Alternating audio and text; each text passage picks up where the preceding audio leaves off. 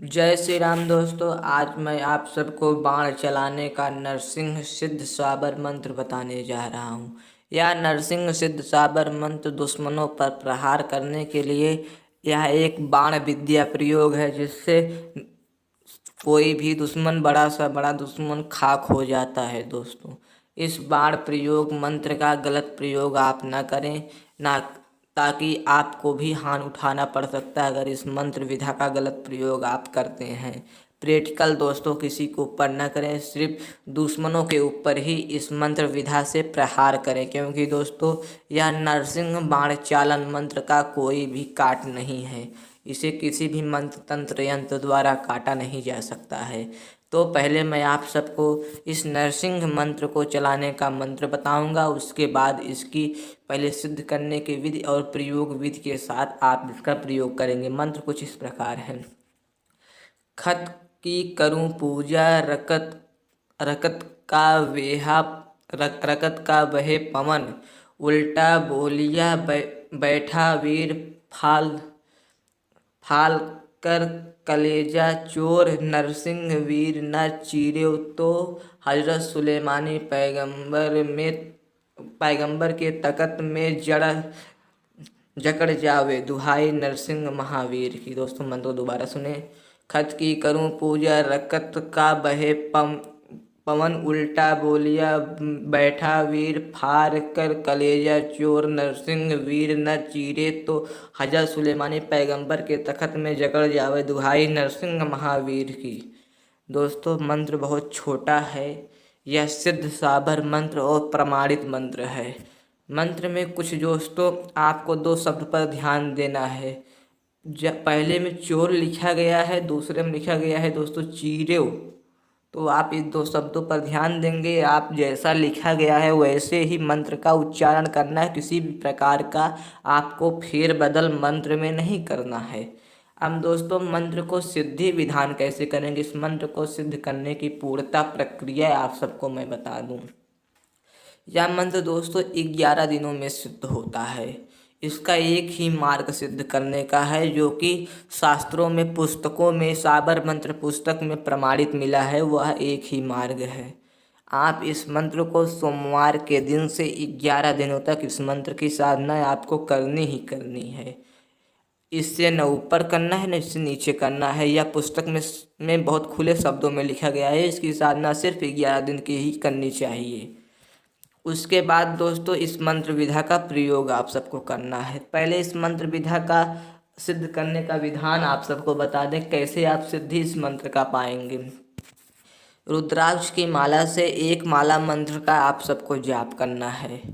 वही दोस्तों नरसिंह भगवान की पूजा पद्धति आपको अपनानी है। पहले दिन पानी वाला नारियल अर्पण करना है, उनको मीठे मिष्ठान अर्पण करना है, गौ घृत का दीपक जलाना है और अगरबत्ती या धूप बत्ती दोस्तों वहाँ पे सुगंधित वातावरण करना है। और आगे भगवान नरसिंह की एक तस्वीर रहना अति अनिवार्य है। उसके सामने ही आप बैठकर इस मंत्र का एक माला 108 बार मंत्र का जाप करेंगे। मंत्र बेहद छोटा और सरल है।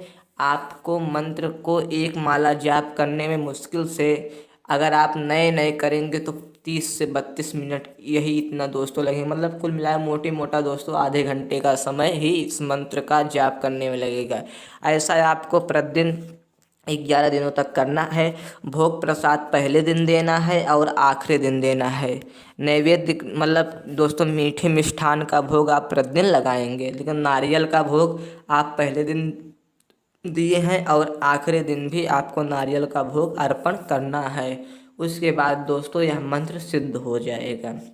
अब इस मंत्र का प्रयोग भी सुन लीजिए। इस मंत्र को आप प्रयोग कैसे करेंगे।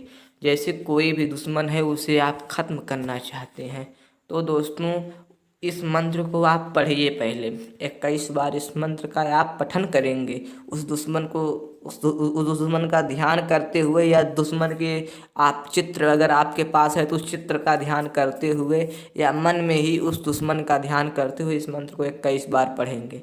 फिर रात्रि को, मतलब सुबह आपने पढ़ा, फिर रात्रि को कुछ प्रक्रिया आपको करनी है, ताकि दुश्मन कल ही कल उसके ऊपर बाण लग जाए और वह दोस्तों तड़पने लगे। तो रात्रि को प्रक्रिया क्या करनी है आपको, 9 बजे के बाद दोस्तों आप मतलब पवित्र, पूर्णतः रूप से पवित्र हो जाना है आपको। 9 बजे के बाद पवित्र होके दोस्तों एक परिया लेना है, मट्टी का बर्तन जो आता है छोटा, जिसे जो कोसा भी कहा जाता है कहीं, उसे लेना है। उसमें पीली सरसों 7 सुई, पीली सरसों 7 सुई, लाल पुष्प, इतना दोस्तों आप सबको रखना है। और दुश्मन के घर के सम्मुख उस दोस्तों मट्टी के बर्तन में जो आपने सामान रखा है, उस मट्टी के बर्तन को दुश्मन के घर के सम्मुख ही रख के चले आना है।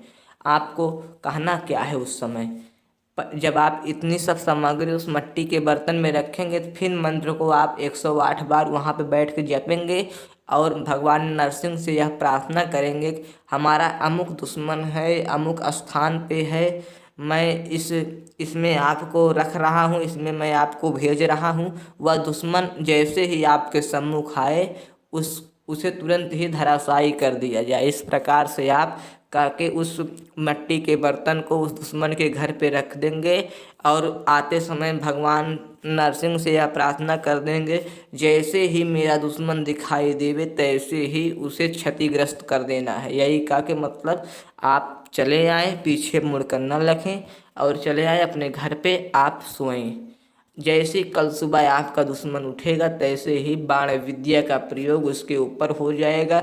उसकी दोस्तों छाती फटने लगेगी और उसे कोई आराम नहीं दे पाएगा। अंत में वह तड़प तड़प के मर जाएगा। अगर साधक चाहे तो बचा सकता है, जो किया है वह चाहे तो बचा सकता है, आपको मारना नहीं है। आप इस मंत्र विधा का दोबारा प्रयोग करके नरसिंह भगवान से प्रार्थना कर देंगे तो वह रोगी बच जाएगा, फिर से स्वस्थ हो जाएगा। इसका एक ही तोड़ है, वो भी साधक ही कर सकता है। जिन्होंने किया है वही दोस्तों काट भी सकता है।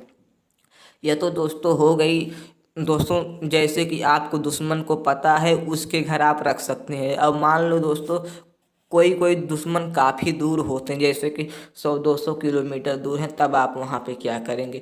उस स्थिति में दोस्तों पीली सरसों से इस मंत्र का 108 बार आहुति देंगे।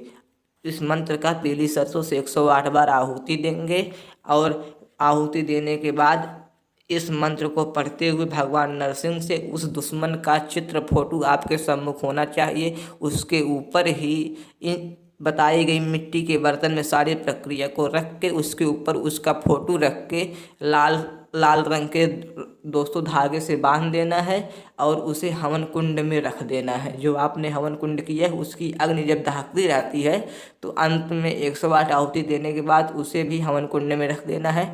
तो दोस्तों वह क्षण मात्र में ही खत्म हो जाएगा, उसमें दोस्तों समय नहीं लगे। जैसे आपने हवन कुंड में रखा तैसे ही बाण विद्या उस दुश्मन के ऊपर प्रयोग होगा और दुश्मन का सर्वनाश हो जाएगा। कृपा कर इस बाण विद्या का गलत प्रयोग न करें। आपके ऊपर भगवान नरसिंह की कृपा बनी रहे। किसी भी प्रकार की जानकारी के लिए कमेंट आप अवश्य करें और जानकारी प्राप्त करें। जय जय श्री राम।